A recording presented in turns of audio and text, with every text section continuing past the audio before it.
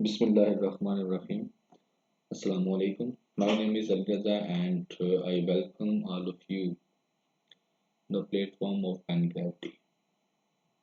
Today is 10th October 2023 और हम don newspaper के एडिटोरियल का एनालिसिस कर रहे थे। तो लेट्स स्टार्ट करते हैं जी। रिमाइंडर में वही दो चीज़ें हैं। पीडीएफ लिंक डिस्क्रिप्शन के अंदर अवेलेबल है न्यूज़पेपर का भी और इस लेक्चर का भी। और कोई भी क्वेश्चन है you can ask. First editorial है जी साइलेंट एपिडेमिक। इसमें बेसिकली जो एडिटोरियल वाला है वो एक्सप्लेन क्या करना चाह रहे थे। वो कह रहे हैं कि पाकिस्तान के अंदर जो मेंटल हेल्थ का इशू है ना, उसकी जो सिचुएशन है that is worrisome for the country. तो बेसिकली ये जो एडिटोरियल होगा ये हेल्थ से रिलेटेड होगा और हेल्थ में भी मेंटल हेल्थ से रिलेटेड होगा। तो चलें इसको एक्सप्लेन करते हैं जी। साइलेंट आपको पता होता है खामोशी के साथ, और एपिडेमिक का वर्ड जो है जब कोविड-19 था तो पैंडेमिक एक वर्ड यूज किया गया और एक अभी एपिडेमिक। एपिडेमिक बेसिकली होता है कि किसी इन्फेक्शन का या डिसीज का वो वाइड स्प्रेड अक्रेंस होना, यानी कि in a community at a particular time, किसी खास टाइम में किसी भी बीमारी का फैलना किसी कम्युनिटी के अंदर। आउटब्रेक इसको आप सिंपल वर्ड्स में कह सकते हैं। तो बात किसकी हो रही है जी? हेल्थ की। तो चलें शुरू करते हैं इसमें। फर्स्ट वो बताता है कि today is world mental health day. World mental, आज जो है वर्ल्ड मेंटल हेल्थ डे है आज। नेक्स्ट पाकिस्तान वो बताता है फेसिंग ए सीरीज ऑफ। अब पाकिस्तान की सिचुएशन इस हिसाब से में क्या है? एक तो ये है कि पाकिस्तान फेस कर रहा है सीरियस चैलेंजेस को, यानी कि पाकिस्तान काफ़ी चैलेंजेस को फेस कर रहा है रिगार्डिंग मेंटल हेल्थ से। और दूसरी तरफ जो दुनिया है वो हमसे आगे जा चुकी है, वो एडवांसमेंट में है, यानी कि इन द फील्ड, इस फील्ड के अंदर वो एडवांसमेंट में काम कर रहे हैं, यानी कि वो इन चैलेंजेस को कवर करके आगे जा रहे हैं कि किस तरीके से ट्रीटमेंट करना चाहिए। अब आगे एक स्टडी के बारे में बताया जाता है कि एस्टीमेट क्या है जी। पाकिस्तान का एस्टीमेट ये है कि पाकिस्तान में 10 to 16% जो पाकिस्तान की पॉपुलेशन है वो मेंटल इलनेस उसमें मौजूद है, जहनी बीमारी जो है उसमें मौजूद है, यानी कि जहनी तौर पर जिस तरह हम लोग कहते हैं पागल हैं, उनके ऊपर डिफरेंट इसकी बहुत सारी आप कह सकते हैं कैटेगरीज होती हैं। लेकिन हम जिनको कहते हैं ना जहनी अमराज, यानी कि इनका जहन काम नहीं करता, तो हमारी जो पॉपुलेशन है उसका 10 to 16% पॉपुलेशन ऐसी है जो कि इस बीमारी से गुजर रही है। अब क्यों गुजर रही है? इसलिए गुजर रही है कि जो मेंटल हेल्थ केयर है ना पाकिस्तान के अंदर, उसकी जो सोर्सेज बहुत कम है। लास्ट टाइम भी एक एडिटोरियल डिस्कस किया गया था जिसके अंदर हेल्थ के ऊपर बात हुई थी, और वो हेल्थ थी बच्चों की, कि आने वाली नस्ल जो है वो कमज़ोर हो रही है, आएगी ज़हनी तौर पर भी और फिजिकली तौर पर भी। और उसकी डिफरेंट चीज़ें थी जो लास्ट एडिटोरियल के अंदर एक्सप्लेन की गई थी। इस एडिटोरियल के अंदर वो मेंटल हेल्थ को लेकर बात कर रहा है, तो हमारी 10 to 16% पॉपुलेशन जो है वो मेंटल हेल्थ का इशू है उसको। और आगे फिर एक फिगर और भी वो देता है, वो बताता है कि हमारी जो पॉपुलेशन है 240 मिलियन है। 240 मिलियन पाकिस्तान की पॉपुलेशन है, और हमारे पास साइकेट्रिस्ट कितने हैं? सिर्फ 500 साइकेट्रिस्ट हैं जो प्रोफेशनल हैं, और जो यानी कि इन साइकोलॉजी साइकेट्रिस्ट हैं, यानी कि इस चीज़ के जहनी अमराज के डॉक्टर्स हैं, वो सिर्फ 500 हैं। तो आप खुद हिसाब लगा लें कि हमारी आबादी के लिहाज से हमारे पास कितने साइकेट्रिस्ट हैं। एक और चीज़ वो बताता है कि सुसाइड रेट जो है पाकिस्तान में वो भी अलार्मिंग है। 20,000 लोग हर साल जो है वो क्या करते हैं? खुदकुशी कर लेते हैं। और ये खुदकुशी करने की जो एक और वजह भी है वो क्या है? ज़हनी तौर पर लोग बीमार हैं, कमज़ोर हैं। उनके ऊपर थोड़ा सा इकोनॉमिकली प्रेशर आ जाए या किसी और किस्म का इमोशनल प्रेशर आ जाए तो वो बर्दाश्त ही नहीं कर पाते और वो सुसाइड की तरफ मूव कर जाते हैं। तो ये थे जी कुछ facts and figures regarding mental health. Paper point of view से मैं आगे जाके इसके ऊपर बात करूंगा। आगे वो बताता है कि पाकिस्तान में अगर किसी बंदे को मेंटल हेल्थ का इशू हो जाता है, ज़हनी बीमारी उसको लगती है, तो हम उसको किस तरह से ट्रीट करते हैं, हाउ पाकिस्तानी ट्रीट। अगर नेक्स्ट वो ये एक्सप्लेन करता है नेक्स्ट पैराग्राफ के अंदर, वो पाकिस्तानी कैसे ट्रीट करते हैं, इसके अंदर क्रक्स यही था। कहता है जी mental illness are mistaken for superstitious beliefs.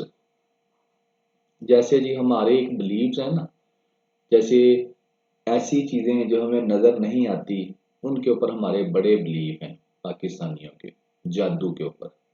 ठीक है, तो इसमें क्या होता है, वो कहता है कि हम इसको हमारे बिलीव जो हमें क्या कहते हैं कि ये बंदा बीमार नहीं है, इसको ब्लैक काला जादू कर दिया किसी ने, इवल आई, इसको नजर लग गई है जी, divine punishment.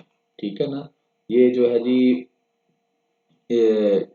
And demonic possession, यानी कि इसके जो जैसे जिन वगैरह इसके अंदर आ गया जी, इसके अंदर हाजिरी होती है। तो इस तरह के हम ये नहीं कहते कि ये बंदा जो है डेट इज मेंटली डिस्टर्ब हो गया है तो हम इसको किसी साइकेट्रिस्ट के पास लेके जाएं, बल्कि हम क्या कहते हैं जी, इसको किसी ने काला जादू कर दिया है, इसको तवीज़ कर दिए हैं, इसको नज़र लग गई है, और ये बंदा जो है इसको और क्या हो गया, इसके अंदर हाजिरी होती है, इसके ऊपर किसी जिन ने कब्जा कर लिया। तो ये हमारी पाकिस्तानियों की क्या है, सोच है। और उसके बाद हम उसका ट्रीटमेंट कैसे होता है, ट्रेडिशनल फेथ हीलर के हम पास जाते हैं, ना कि किसी मेडिकल प्रोफेशनल के, यानी कि हम फिर किसी उसको दरबार पर लेके जाते हैं, किसी बाबे के पास लेकर जाते हैं जो उसको दम करता है, उसको उसका जिन निकालता है। तो ये हमारा तरीकाकार होता है। जो भी हमारे घर में कोई जहनी अगर कोई बीमारी का शिकार है, मेंटल उसको इस जहनी प्रॉब्लम है, तो हम उसको ये पहले तो हम उसको बताते हैं कि इसको इसमें से कुछ है, और फिर हम उसके पास साइकेट्रिस्ट के पास नहीं लेके जाएंगे, फिर हम उसको किसी बाबे के पास लेकर जाएंगे और उससे हम उसका इलाज करवाएंगे। So that is the level of Pakistani society.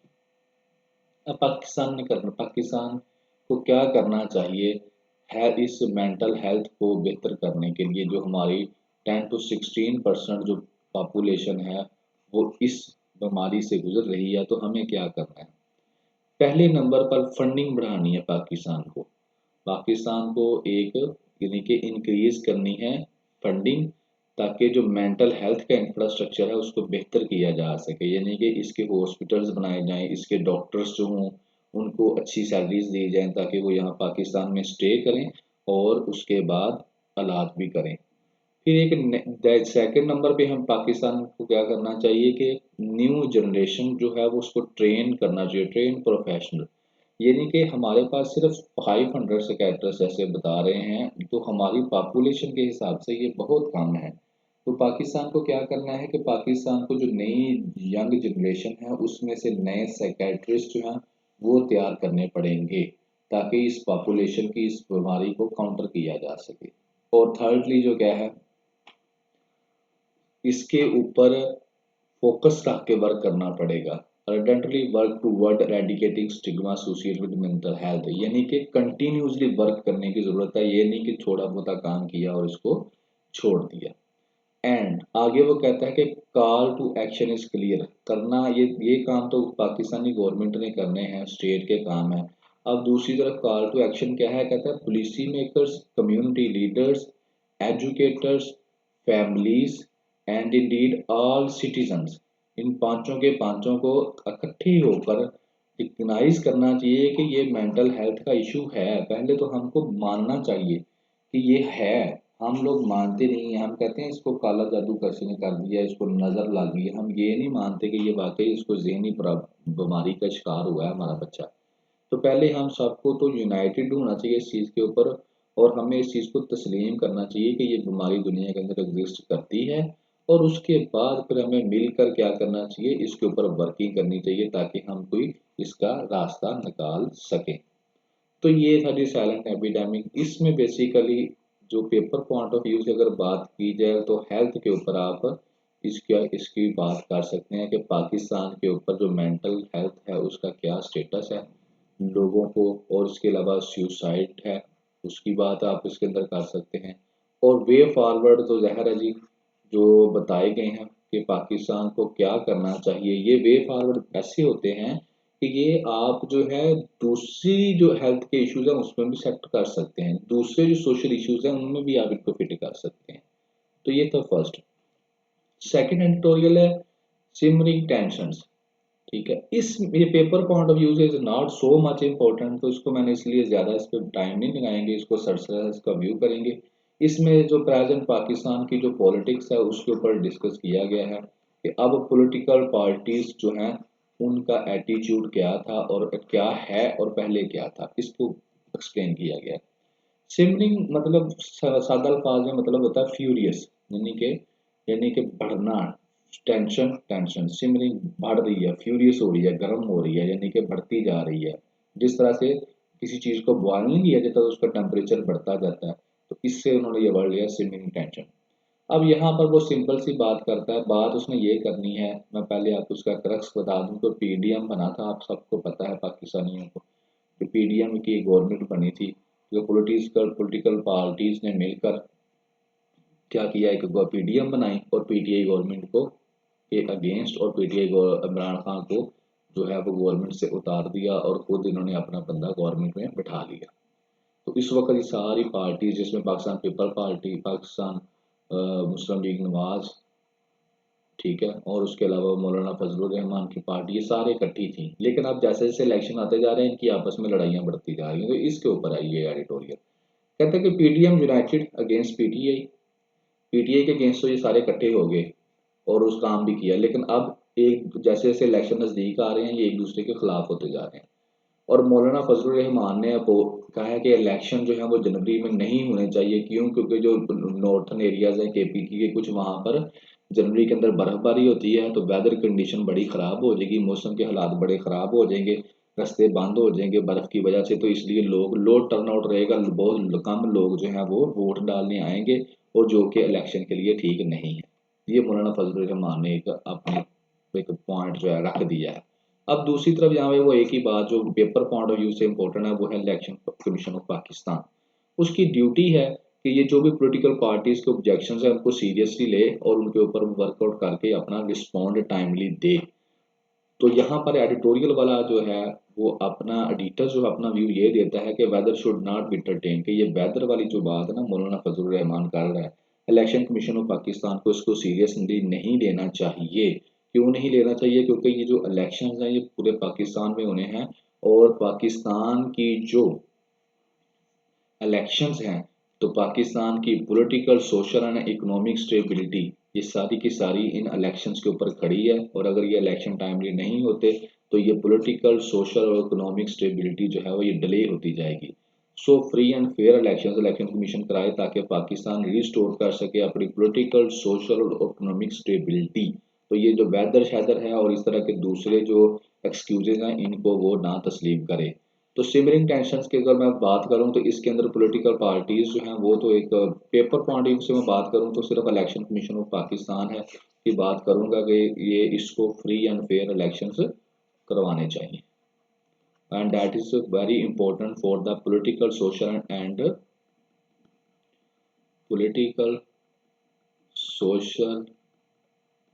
And economic perspective of Pakistan. Pakistan की पॉलिटिकल, इकोनॉमिक और सोशल जो है रिस्टोरेशन वो ज़रूरी है।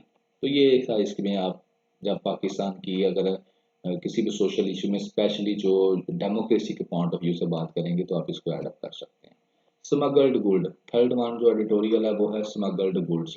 इसके अंदर वो जो बात करेगा वो स्मगल्ड आइटम्स की बात करेगा जो अफगानिस्तान से स्मगल होकर पाकिस्तान आती हैं और वो किस तरह से पाकिस्तान की इकोनॉमी को डिस्टर्ब कर रही हैं, इसके ऊपर बात करेगा।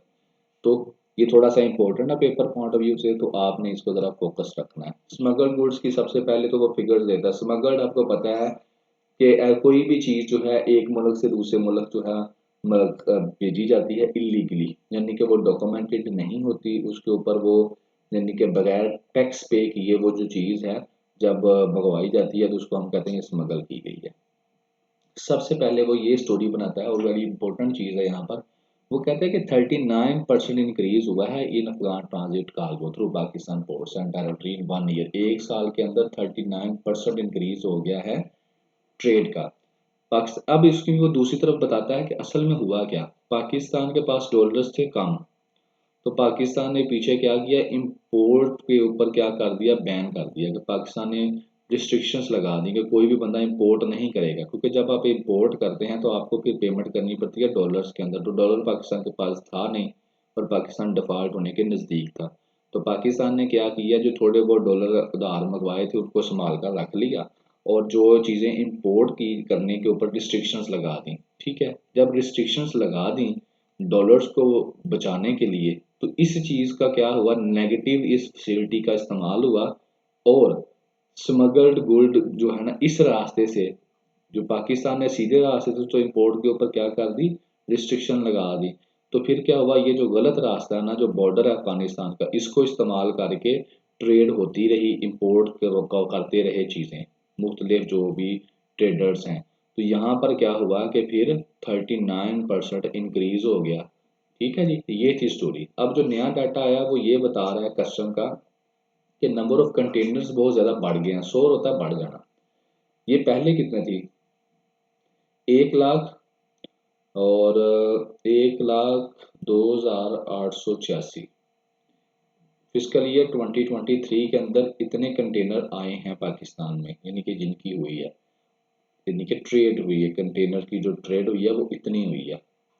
और पिछले साल ये 74,000 थे और अब क्या है 1,28,2,886 हो गए। यानी कि आप खुद देख लें कि एक साल के अंदर कितना फर्क पड़ गया। और ये क्यों, ये जो मैंने आपको पीछे स्टोरी बताई है इसकी वजह से हुआ है। और फिर जब ये बढ़ा है तो ट्रेड, फिर ज़ाहिर है डॉलर की वैल्यू भी ट्रेड के अंदर बढ़ी है। पहले था अभी यानी कि हुई है 6.7 बिलियन डॉलर की ट्रेड और पहले थी 4 बिलियन की ट्रेड। और ये वो है जो डॉक्यूमेंटेड है, लेकिन इससे इसमें कई ऐसी चीज़ें हैं जो यानी कि डॉक्यूमेंटेड नहीं है, जो कि इलीगल तरीके से की गई हैं। ठीक है ना जी, ये फैक्ट्स एंड फिगर्स है जी सारे जो मैंने आपको बता दिए रिसेंटली जो आए। इम्पैक्ट्स इसके, अब ये पेपर पॉइंट ऑफ व्यू से इंपॉर्टेंट है जी, पेपर में बच्चे इसको लिख सकते हैं, आप जो है ऐसे में लिख सकते हैं आप इसको, कहीं भी जो भी एक जनरल जो भी क्वेश्चन सोशल इश्यूज के बारे में, इकोनॉमी के बारे में बात होती है, इंटरव्यू में आप बोल सकते हैं। ये पॉइंट्स जो है यहाँ पर इंपॉर्टेंट होंगे। इम्पैक्ट्स ऑन पाकिस्तान, अब ये जो स्मगल गुड्स हुई हैं, इस स्मगलिंग का पाकिस्तान के ऊपर क्या इम्पैक्ट है, ये है जी, क्या इम्पैक्ट है जी, क्यों पाकिस्तान कह रहा है स्मगलिंग जो गुड्स है इनको रोकें। असल में ये पाकिस्तान की इकोनॉमी की सीधी सीधी मौत है, ये स्मगलिंग थिंग। कैसे मौत है जी, नंबर 1 ये इम्पैक्ट है, मैन्युफैक्चरिंग इंडस्ट्री बंद हो जाएगी बिल्कुल आपकी। कैसे बंद हो जाएगी, जब हर चीज़ आप बाहर से स्मगल्ड करके मंगवाते हैं। जैसे एक चीज़ है $10 की और आप जो है बगैर टैक्स पे किए वो $10 की दे आते हैं, थोड़ी बहुत रिश्वत देते हैं। अगर टैक्स दे के लाते तो वो $15 की आनी थी, आपने स्मगल की और आपने कस्टम वाले भाई को $1 दिया उसके ऊपर और आपको वो $11 में पड़ गई और आपने यहाँ पर आकर $13 में बेच दी। दूसरी तरफ एक पाकिस्तानी वही चीज़ बना रहा है वो $15 की, तो कोई भी बंदा उससे $15 की वो चीज़ नहीं खरीदेगा, हर बंदा ये $13 वाली चीज़ खरीदेगा। ठीक है, तो फिर क्या होगी, मैन्युफैक्चरिंग जो इंडस्ट्री है उसका तो काम खत्म हो गया। और इसके अलावा फ्रेश इन्वेस्टमेंट भी नहीं आएगी। जब स्मगल करके हर चीज़ आती जाएगी तो इन्वेस्टमेंट क्या आती है, आपके मुल्क में इंडस्ट्री लगती है, चीज़ें बनती हैं। लेकिन जब हर चीज़ स्मगल करके आती जा रही है तो इन्वेस्टमेंट का तो काम ही खत्म हो गया। और उससे क्या होगा, जब इन्वेस्टमेंट नहीं आएगी, मैन्युफैक्चरिंग इंडस्ट्री बंद हो जाएगी, तो अल्टीमेटली जो जॉब्स हैं ख़त्म हो जाएंगी और जो पाकिस्तानी गवर्नमेंट उनसे टैक्स लेती है वो भी ख़त्म हो जाएगा, उसमें के अंदर भी कमी आ जाएगी। वो चीज़ बनेगी तो टैक्स लेगी ना। तो इस तरह से ये क्या होगा, पाकिस्तान की इकोनॉमी को डायरेक्ट धचका लगेगा। अब आगे वो फिर स्पेशली बात करता है, तो ये इकोनॉमी के इम्पैक्ट, केस ऑफ पाकिस्तान क्या है। अब ये जो स्मगल्ड चीज़ें ये करते हैं ना, तो इनकी जो पेमेंट होती है ना, ये भी एक दूसरे को गलत रास्तों के थ्रू भेजते हैं। ठीक है ना, जैसे हवाला हो गया और हुंडी नेटवर्क हो गया, ये ऐसे नेटवर्क्स हैं। आप सिंपली बात कर लें कि अगर इससे क्या होता है कि रेमिटेंस फ्लो तो होता है and often lead to capital flight, यानी कि ये एक इलीगल चैनल्स हैं। इनके थ्रू वो क्या करते हैं, ये जो स्मगल्ड हैं ट्रेडर्स हैं, ये आपस में पैसों का लेन देन करते हैं। लेकिन अगर सीधे तरीके से वो लेन देन करें तो वो पाकिस्तान का जो एक चैनल है प्रॉपर, उससे होकर पैसा जाएगा और पाकिस्तान के जो आप कह रहे हैं जैसे स्टेट बैंक ऑफ पाकिस्तान है, इसके साथ जो रजिस्टर्ड एजेंसीज हैं, तो वो जो पैसा है वो पाकिस्तान के डॉक्यूमेंट्स के अंदर शो होगा। लेकिन जब ये वो इधर से नहीं भेजते, वो इन जो इलीगल नेटवर्क्स हैं इनको यूज करते हैं, तो इससे क्या होता है पाकिस्तान के अंदर जो रेमिटेंस आता है, अगर कोई चीज़ एक्सपोर्ट भी की है तो वो भी पाकिस्तान के अंदर शो ही नहीं होगी पाकिस्तान के खाते के अंदर। तो ये क्या है, ये भी पाकिस्तान को नुकसान है जी। अब वे फॉरवर्ड हल क्या है जी, इसको कैसे रोकें? बड़ा आसान सा हल है जी, और हो भी सकता है अगर पाकिस्तानी गवर्नमेंट चाहे, सीधी सी बात है। वे फॉरवर्ड में क्या है, ये सीधा सीधा ये आप कह लें कि आपका पेपर ही है, पेपर ही मैं डिस्कस कर रहा हूँ इकोनॉमी के ऊपर, ये स्मगलिंग के ऊपर और पाकिस्तान को बेहतर करने के लिए जो ड्राइव्स करने हैं उनके ऊपर। ये पेपर में यही पॉइंट्स आप लिखते हैं, ऐसे में यही आप चीज़ें लिखते हैं और आप जो है ना अच्छे मार्क्स ले सकते हैं। नंबर 1 पे जी क्या करना है, लॉन्च करनी है एंटी स्मगलिंग ड्राइव, कि ये जो स्मगलिंग कर रहे हैं इनके खिलाफ एक ऑपरेशन आपने स्टार्ट कर देना है। दूसरे नंबर पे आपने क्या करना है, जो बॉर्डर है अफगान ट्रांजिट बॉर्डर है उसको टाइट कर देना है, ठीक है ना, उसके ऊपर चेक एंड बैलेंस बढ़ा देना है। और नंबर 3, बैन कर देना इंपोर्ट्स ऑफ गुड्स को जो स्मगल हो रही हैं, यानी कि कुछ चीज़ें तो आप इंपोर्ट कर रही हैं ना, तो जो लीगल तरीके से आप इंपोर्ट कर रहे हैं वो तो ठीक है, लेकिन जिस पे गवर्नमेंट ऑफ पाकिस्तान ने लगाया हुआ है कि नहीं इनको इंपोर्ट करना, तो उनको आप उनको या स्मगलिंग आपने रोक देनी है, उनकी इंपोर्ट ही रोक देनी है। ये 3 काम कर लिए आपने। आगे ये 3 काम जो आपने करने हैं ये बेसिकली हो रहे हैं कहाँ पर हो रहे हैं, बॉर्डर पर। तो ये तो बॉर्डर पर हो गया ना 3 काम, कि बॉर्डर के ऊपर ही, ये अफगानिस्तान, ये पाकिस्तान और ये बॉर्डर। इस बॉर्डर के ऊपर आपने ये 1 2 3 काम कर दिए, 1 कर दिया, 2 कर दिया, 3 कर दिया, ब्रेकअप हो गया जी, चीज़ों का रुक गई, उधर के लिए रुकी, स्मगलिंग रुकी।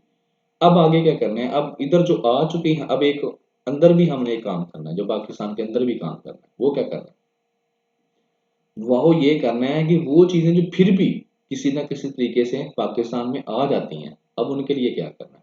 उनके लिए हमने जी नंबर ए पे हमने क्या करना है, सबसे पहले क्या करना है कि एक्शन लेना है किन के खिलाफ, जिन्होंने स्टॉक रखा हुआ है और जो सेल कर रहे हैं, ठीक है ना। यहाँ पर अगर कोई चीज़ आती है स्मगल होकर, तो उसको लोग फिर ज़ाहिर है पहले उसका स्टॉक लगाते हैं फिर उसको सेल करते हैं।